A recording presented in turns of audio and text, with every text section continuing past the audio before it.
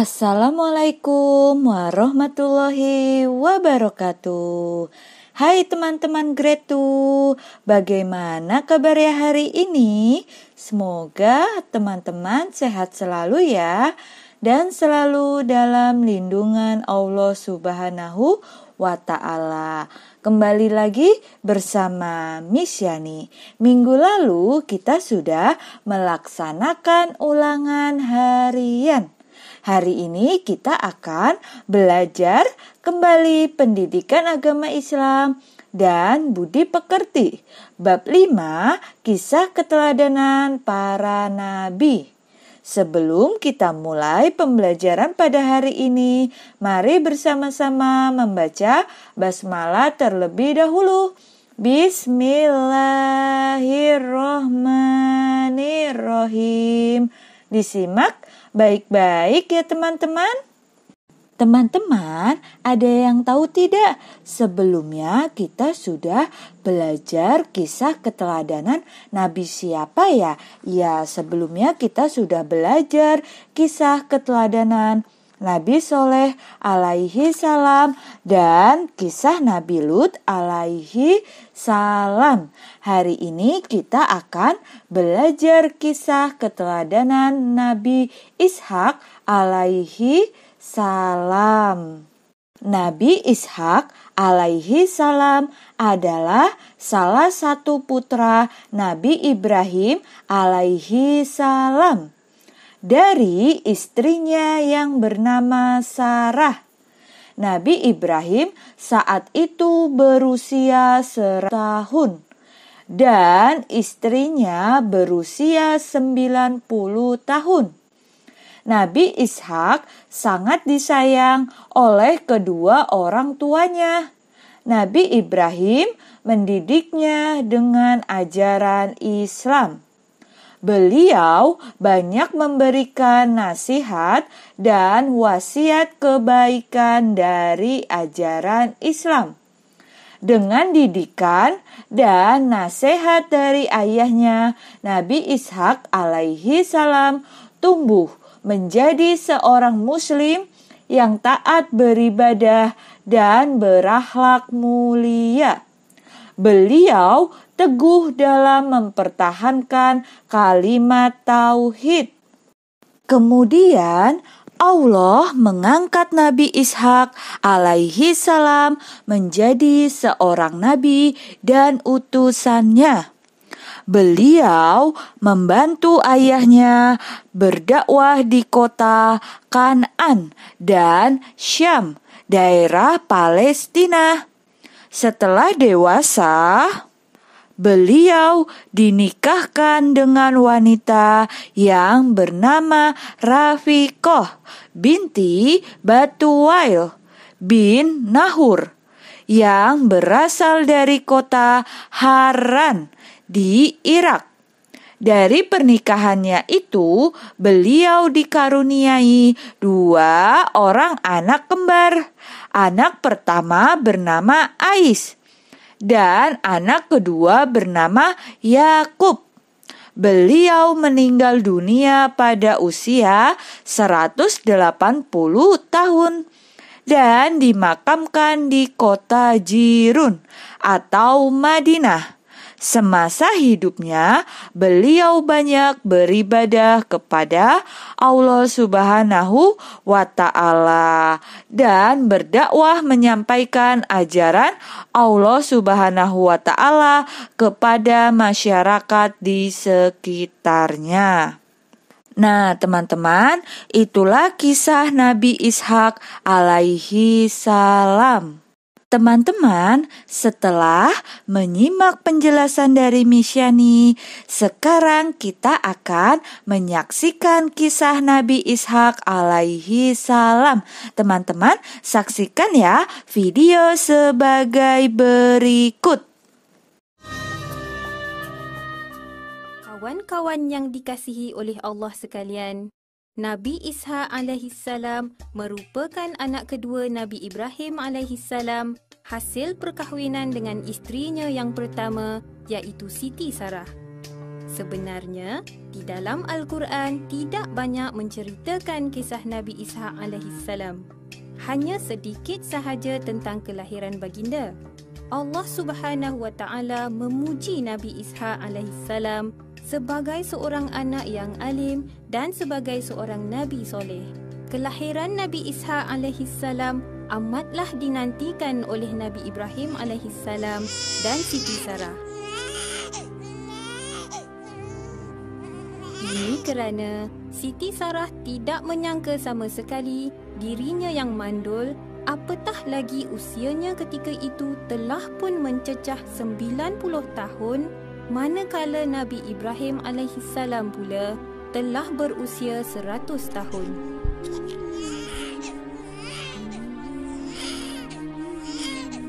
Mana mungkin mereka akan memiliki anak? Namun Allah Maha Berkuasa. Tiada apa yang mustahil baginya. Berita kelahirannya sungguh luar biasa apabila ia disampaikan oleh para malaikat kepada Nabi Ibrahim alaihissalam dan Siti Sarah. Ketika itu, para malaikat iaitu malaikat Jibril, Mikail dan Israfil sedang dalam perjalanan ke Sodom, iaitu tempat tinggal kaum Nabi Lut alaihissalam, untuk memusnahkan mereka disebabkan oleh kekufuran dan kejahatan yang telah mereka lakukan. Bapa Nabi Ishaq alaihissalam iaitu Nabi Ibrahim alaihissalam adalah seorang yang suka menerima dan menghormati tetamu. Semasa para malaikat berkunjung ke rumahnya, Assalamualaikum warahmatullahi. Waalaikumsalam. Baginda telah menghidangkan daging sapi bakar yang baru disembelihnya. Tetapi pemuda-pemuda itu tidak mahu menjamahnya. Nabi Ibrahim alaihissalam kehairanan sehingga menimbulkan perasaan takut. Para malaikat menyedari akan perasaan Nabi Ibrahim alaihissalam lalu berkata, Jangan takut. Sesungguhnya kami adalah para malaikat yang diutuskan kepada kaum Lut. Isterinya berdiri lalu tersenyum. Yakni di sana kami sampaikan berita gembira tentang kelahiran Ishaq dan sesudahnya lahir pula Ya'qub. Alangkah gembiranya hati Siti Sarah mendapat perkabaran itu. Tidak dapat digambarkan perasaannya ketika itu. Allah Subhanahu wa Ta'ala telah memakbulkan doanya dengan menganugerahkan seorang cahaya mata. Kawan-kawan, ketika itu saudaranya Nabi Ismail alaihissalam telah pun berumur 14 tahun. Masya Allah, Allah Maha Berkuasa. Jika Allah berkehendakkan sesuatu, segalanya mudah baginya. Kawan-kawan sekalian, menurut riwayat, pada saat Nabi Ibrahim alaihissalam sudah merasa ajalnya semakin dekat, Nabi Ibrahim alaihissalam telah mengahwinkan Nabi Ishaq alaihissalam dengan seorang wanita dari kota Hanan, Iraq. Wanita tersebut adalah Rofika binti Bitawil bin Nahur. Nahul adalah saudara kandung Nabi Ibrahim alaihissalam. Ini bererti Rofika adalah cucu saudara Nabi Ibrahim alaihissalam. Genap 10 tahun perkahwinan mereka, Allah Subhanahu wa Ta'ala telah mengurniakan kepada mereka sepasang bayi lelaki kembar yang sulung diberi nama Al-Ish, manakala yang bungsunya diberi nama Ya'qub.